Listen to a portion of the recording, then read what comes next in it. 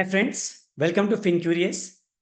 I am Rahul Saria, a chartered accountant and co-founder at FinCurious. अभी अभी recently government ने 23 जुलाई 2024 को budget 2024 को प्रपोज किया। इसमें बहुत सारे चेंजेस लाए गए और हमने बहुत कुछ देखा। एक चेंज जिस पे मैं आपको ध्यान ले जाना चाहता हूं वो है कैपिटल गेन टैक्स। हमने इस पे डिटेल्ड एक पॉडकास्ट भी किया था, अगर आपने नहीं देखा है तो आप देख सकते हो जाके हमारे चैनल पर। बट अभी मेरा फोकस है सिर्फ एक टैक्स जिसे हम कहते हैं कैपिटल गेन टैक्स। इसमें एक बहुत बड़ा चेंज आया, अ बिग चेंज। बार बार मैं रिपीट करूंगा, 23 जुलाई 2024, क्योंकि ये डेट भारत के इतिहास के पन्नों में लिखा जाने वाला है। मैं ऐसा क्यों कह रहा हूं, ये इंटरेस्टिंग है। We need to know that, right? So let us discuss that. On 23rd 2024, that is of July, government ने एक बहुत बड़ा चेंज लाया in the capital gain tax, in which they said the capital gain tax on land and building will be reduced, that is real assets या फिर आप बोलते हो रियल एस्टेट पे 20% से घटाकर 12.5% यानी 12.5% कर दिया गया, which was a great move, right? Interesting. But इसके साथ एक बहुत बड़ा कैच था। What the government proposed, that एक कॉन्सेप्ट है जिसे हम कहते हैं इंडेक्सेशन, उसे हटा दिया गया। नाउ आप में से बहुतों को नहीं पता होगा व्हाट इज इंडेक्सेशन। हम उस पर डिस्कस करेंगे। सबसे पहले समझते हैं ये होता क्या है। इंडेक्सेशन का मतलब है, हम सबको पता है मनी का वैल्यू सेम नहीं रहता as the time passes. Because of inflation हमारा मनी का परचेजिंग पावर कम हो जाता है, जिसका बेनिफिट अगर आप कोई रियल एस्टेट या फिर कोई भी कैपिटल एसेट लॉन्ग टर्म के लिए रखते थे, लॉन्ग टर्म यानी उसे 3 साल का वैल्यू का करा जाता था, अगर आप लॉन्ग टर्म के लिए रखते थे, इन दैट केस आपके परचेज वैल्यू को एडजस्ट करने का ऑप्शन मिलता था। यानी कि फॉर एग्जांपल, अगर मैंने कोई एसेट 10 लाख में खरीदा एंड अगर मैं उसे से 10 साल बाद बेचता हूं, वो वैल्यू को 10 लाख नहीं मान के मे भी 15 लाख माना जाए या 12 लाख माना जाए। वो 12 लाख अगर मैं उसे हायर प्राइस में बेचता हूं तो मुझे उसका बेनिफिट मिलता था, यानी कि कम कैपिटल गेन पे कम टैक्स देना पड़ता था। But rate was 20%। इसे गवर्नमेंट ने कम कर दिया 12.5, बट इंडेक्सेशन यानी कि इन्फ्लेशन वाला क्लॉज पूरा हटा दिया। इसका इंपैक्ट बहुत ह्यूज था, which made a big hue and cry across the country. अगर आप देखोगे स्पेसिफिकली मिडिल क्लास में जो एक घर खरीदता है, हम सबका एक सपना होता है कि हम अपने घर खरीदे, बट कभी कल को ऐसा कोई नौबत है आपको बेचना पड़े या फिर आपको कोई पैसे की जरूरत हो या कोई बेटर बड़ा घर लेना चाहते हो, इन दैट केस आप सेल भी करते हो। उसमें बहुत बड़ा डेंट था ये, बिकॉज लास्ट 24 साल का इन्फ्लेशन गवर्नमेंट ने कहा आपको नहीं मिलेगा। 2001 से लेके 2024 तक को एक में लाया गया and government clearly said there wouldn't be any indexation benefit going forward. So because of this hue and cry, बहुत सारे रिप्रेजेंटेशन गए गवर्नमेंट के पास, बहुत सारे पब्लिक आउटक्राई हुई, न्यूज मीडिया में सब जगह लोग गए। तो अल्टीमेटली रिसेंटली, बहुत रिसेंटली, निर्मला सीतारमन मैडम ने फाइनली उसे एक बहुत बड़ा रिलीफ दिया। It's a big big relief that has been announced now. अब अगेन मैं रिपीट करता हूं, 23 जुलाई 2024 के पहले अगर आपने प्रॉपर्टी खरीदा है तो आपके पास दो ऑप्शन है।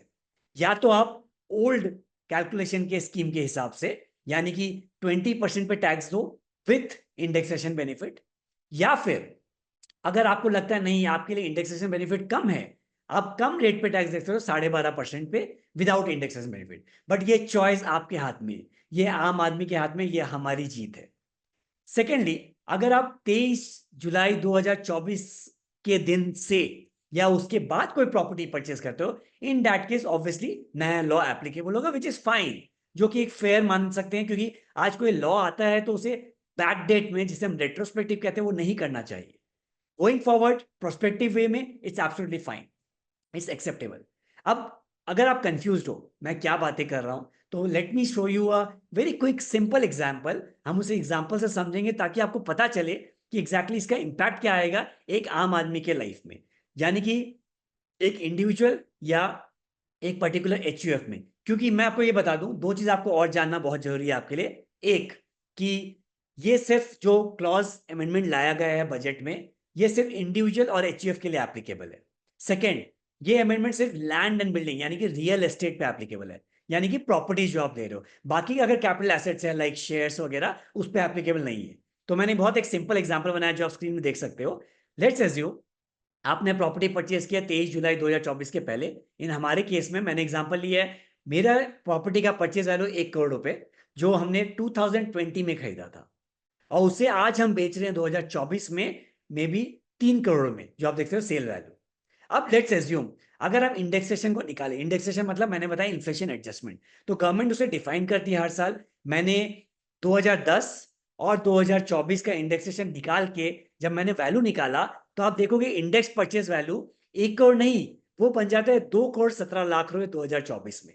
तो जो प्रॉपर्टी मैंने 1 करोड़ में खरीदा था 2020 में, that property has been will be valued as per income tax laws at 2.17 crores in 2024. Now, when I'm selling this property for 3 crores, I have an option, but not an obligation. ये एक option है, obligation नहीं है, जहां मैं इसे दो level पे कैलकुलेट करूंगा। फर्स्ट, पहला तरीका कैलकुलेट करने का है 3 crore sale value minus 1 crore, यानी कि न्यू स्कीम के हिसाब से, जिसमें मेरा कैपिटल गेन आया 2 करोड़, और इस पे टैक्स रेट क्या है 12.5%। इस पे मेरा टैक्स बनता है 25 लाख रुपए, 2 करोड़ का 12.5%। Where as in the second option which is the old scheme अगर मैं लगाऊं 3 crore minus indexed value purchase value जो होता है 2.17 करोड़, मेरा कैपिटल गेन आ रहा है सिर्फ 83 लाख रुपीस, बट यहां पे टैक्स रेट ज्यादा है, यानी कि 20%, तो मेरा टैक्स आता है 16.6 लाख। अब मुझे आप बताओ, आप कौन सा चूज करोगे अगर ये प्रॉपर्टी आपकी होती तो? नेचुरली राइट, आप ऑब्वियसली ओल्ड स्कीम को चूज करोगे विथ इंडेक्सेशन। तो आप देख सकते हो यहां पे स्ट्रेट अवे ऑलमोस्ट 8 से 9 लाख रुपए टैक्स पेयर के बच जाते हैं। ये सिर्फ बेसिक टैक्स है, इसके ऊपर सेस, सरचार्ज और काफी कुछ लगता है, राइट? और अब अगर आपने एडवांस टैक्स नहीं दिया, in that case even interest में भी applicable. So just imagine such a big relief has been provided, but don't take it on a straightforward manner, take it with a pinch of salt. Why I'm saying so, आपको हमेशा ये calculation करना होगा, आपको check करना पड़ेगा। ऐसा जो नहीं है हर केस में आपका ओल्ड स्कीम बेटर हो। मेरे एग्जांपल में ओल्ड स्कीम बेटर है, तो ओल्डर द प्रॉपर्टी ऑब्वियसली आपको इंडेक्सेशन का बेनिफिट ज्यादा मिलेगा, chances are that you will make more benefit. But अगर आपका प्रॉपर्टी बहुत ज्यादा पुराना नहीं है, कुड बी मे बी 2021 में खरीदा गया हो या 2020 में, इन दैट केस वो थोड़ा थिन लाइन ऑफ डिफरेंस है। There could be a possibility where even the new scheme would be benefited. So आप देखो, एक तरफ तो पूरे देश में हल्ला हो रहा था कि ये बहुत ही नाइंसाफी है, तो गवर्नमेंट ने डबल इंसाफ कर दिया हमारे साथ, which is a great welcome move, and I would like to thank the government and our finance minister and our prime minister for this great move, for giving this option for all the tax payers to choose between old calculation scheme and the new scheme under capital gain tax. Just to repeat one last thing, it's applicable only for individual and HUF, and only applicable for land and building, that is real estate or real properties. All the very best. If you want anything else, if you have a question about budget, please write in the comment box. Comment box में लिखिए, हम आप उसका answer आपको जरूर provide करेंगे। Thank you so much.